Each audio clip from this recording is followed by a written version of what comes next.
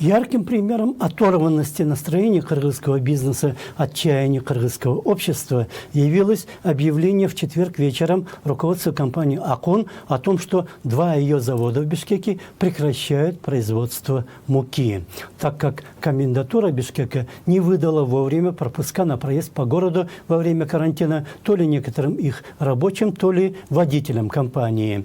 Все, конечно, уладилось, но сам факт шантажа показывает, чего на самом деле желают и добиваются бизнесмены, для которых коронавирус как мать родна, когда для остальных он как война. На самом деле, в непредвиденно создавшуюся ситуацию Акон должен был бы раздавать муку нуждающимся бесплатно, но этому мешает то, что пропуска водителям компании вовремя не выдали. И ведь настоящие причины могут быть совсем другими.